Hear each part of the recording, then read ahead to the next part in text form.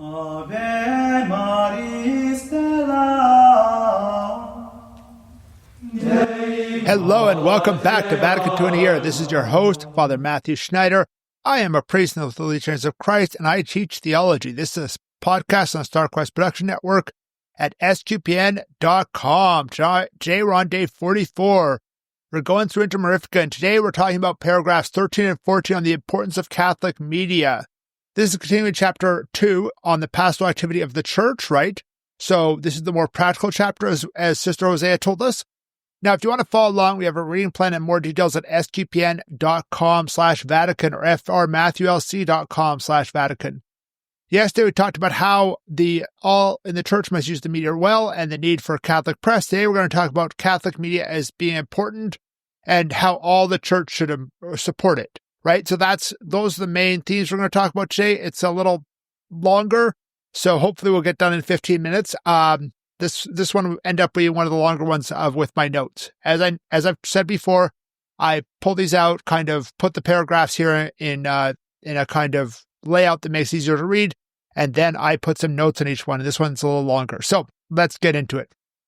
Paragraph 15 is on the right. We need the right people in Catholic media, so let's read it. To provide for the needs set forth, priests, religious, and laymen who are equipped with the proper skills for adapting these media to the objectives of the apostolate should be appointed promptly. Importantly, laymen ought to be afforded technical, doctrinal, and moral training. For this purpose, the number of school facilities and institutes should be increased, where newsmen, writers for the screen, radio and television, and all other interested parties can obtain a sound training that is imbued with the Christian spirit, especially with respect to the social teaching of the Church. Finally, care must be taken to prepare the literary, film, radio, television, and other critics who will be equipped with the best skills in their own crafts and trained and encouraged to render judgments which always put moral issues in their proper light. So that's the number, right? That importance of media in the church. We need media. We need to do it well. So we need the right people, right? So I'm not going to be the right person to write a script for a fictional show. I am not going to be the right person to sing for you. I intentionally do not sing here. I brought in the singing from our seminary as the theme music, but I don't sing. I'm not a good singer, right? And so you need the right people, and you need that with priests, religious, and laity, right? So all different aspects of church. This is again this idea of this kind of co-responsibility of all different members of the church. So it's not just priests or just laity, but everyone is responsible for media. And that need they mention here for technical, moral, and doctrinal training, right? So I'm sure you've seen something where there's somebody who says they're Catholic in media, or it's a media outlet that claims to be Catholic, and then they just, completely misrepresent church teaching or completely misunderstand it, or just say, hey, it doesn't matter, I can do whatever I want, right? I've seen this both in secular media, that's, more in both directions, actually, in secular media, on different sides of the political spectrum, and then in supposedly Catholic media, right, who just don't follow what the church actually teaches. It's unfortunate. And then we need those schools, right? I was out to Benedictine College in Kansas a few years ago, and I talked to the person there who does a journalism thing. Honestly, if I was a bishop, I'd be looking for the students from there to be there because they get that good Catholic teaching, but they also get the journalism teaching. And then with that, you also see the need for theology for people who come from that journalism background. I know, I think it was Catholic News Agency for a while was paying for students to take some classes through Catholic Distance University to understand theology better so they can report on the church better. And I think things like that are great in working together so that the people have that expertise in the journalism, in the way of doing journalism, and in the theology so you don't make a theological mistake, right? I have learned journalism, at least moderate journalism, kind of in practice. I don't have like a formal degree or anything like that, although I do have more than enough formal degrees in theology. And then that's the importance of social teaching, because the common good, the aspect between everybody is a particularly important aspect of this, right? It's the topic of a lot of news, topic of a lot of media, topic of politics. And then finally it talks about critics, right? We need those critics who analyze it from a Catholic perspective. I went through Sister Hosea, Deacon Xavier and Grey Dinas, the ones for movies.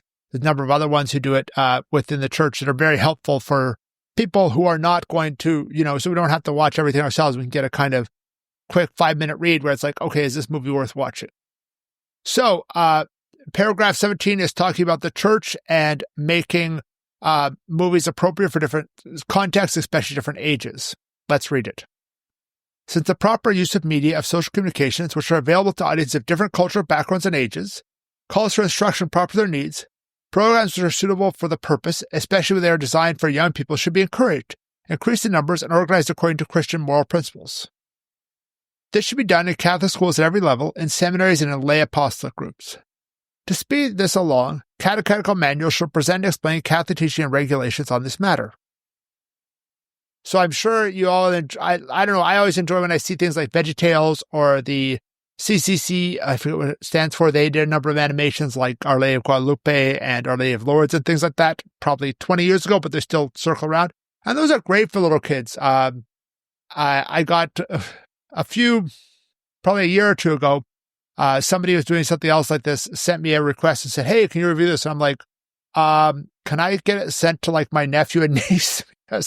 And my sister, and she'll show it to my nephew and niece, and basically she'll write the review, and I'll just say, hey, here's what my sister said, because she has kids that age, because I much prefer the analysis, like for that kind of media. I think my nephew and niece would probably be better at analyzing it than I am if it really reaches them, right? I can tell you if it's orthodox and things like that, but how does it reach kids? That's not my expertise. Right? And I hear from my siblings because they try and do a lot to form their kids really well with different things like that. And there's other cultural contexts. I think one of the advantages now with this new media, this new thing, is this availability to much more micro-targets. So like we can have a podcast like this is reaching, 500 or 1,000 people across the country, across the world, in all different little pockets who are more interested in this kind of thing. And you can have those kind of things in other media too, where you can have it, hey, this is for homeschoolers, this is for people in this particular situation, things like that, much more than in the past, where you had to have much more general programming. And then make it part of the school and seminary. As somebody who's teaching a seminary, I guess that falls on me because I'm like the media knowledgeable one of probably among the professors, if the most, if of maybe the second most at things like that.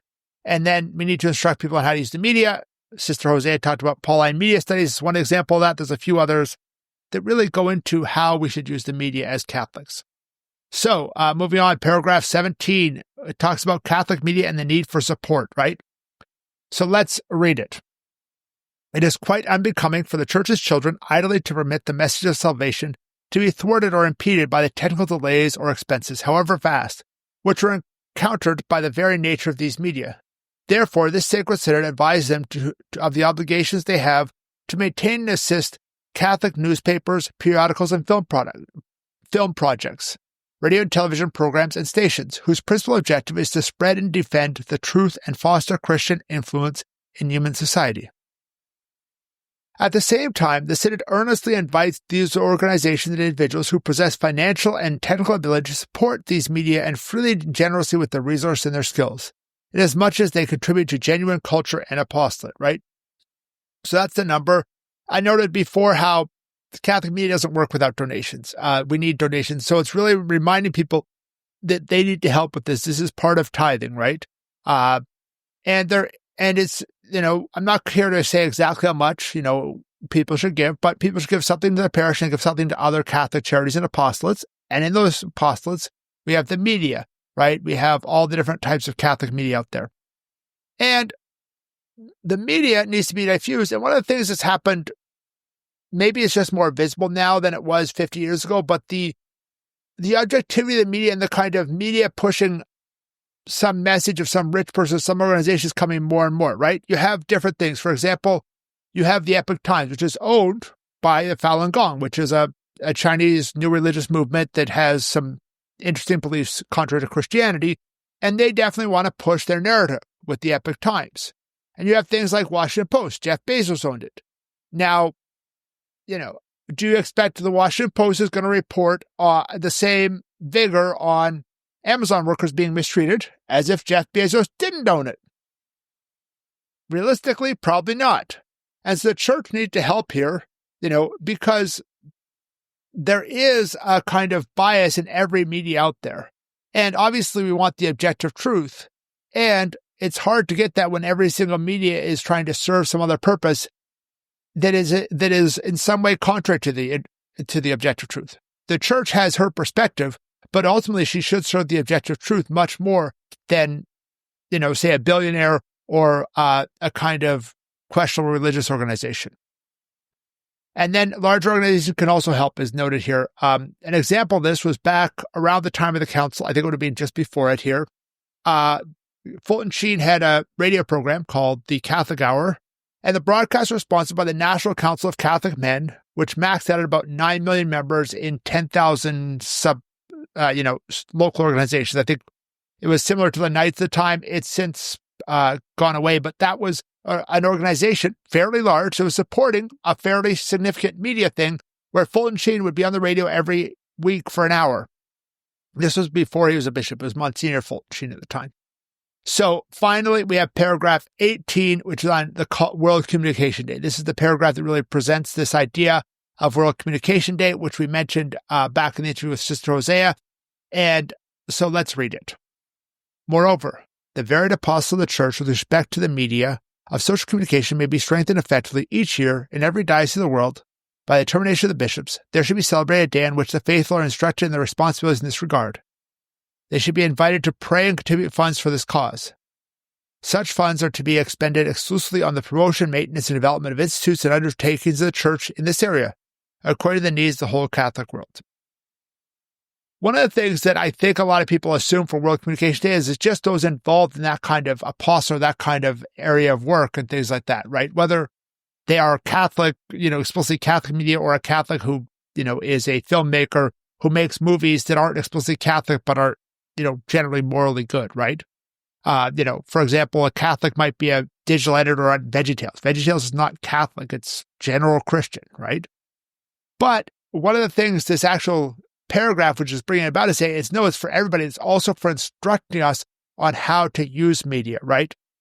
And it's also saying it should be in each diocese, or should be at least in each cluster of dioceses, and not just the Vatican. It's rare I see a diocesan event for this, or a diocesan message, but the media communication is so important. I really think this is an area where we should really move more, and we can really move in this area to have, a second collection for the local Catholic newspaper or things like that week, to really promote media beyond this reality, right? So hopefully that's helped and understand this. Thank you for listening to this episode of Vatican II in a Year. This is a listener-supported podcast. You can help StarQuest produce it and other great podcasts at sqpn.com/give. You can give one time, monthly, or join the StarQuest Patreon. Tomorrow we're going to continue with the next paragraphs of Inter Mirifica, which is 19 to 22, on the coordination of Catholic media, or the different levels of offices about Catholic media. Please join us then to learn more about Vatican II, which can provide a blueprint for the Catholic Church. If you want more information like playlists and a reading plan, go to sqpn.com/Vatican, frmatthewlc.com/Vatican, or Vatican SQPN on Facebook and X. And you also can email questions to the web to Vatican2 at sqpn.com, Vatican, the number 2 at sqpn.com, or my website, frmatthewlc.com, has a contact form, and I do read all the people who send me messages of those contacts. So I really want to know what you have to say about this podcast so that I can improve it, so that we can be better for this podcast and maybe possible future podcasts. Amen.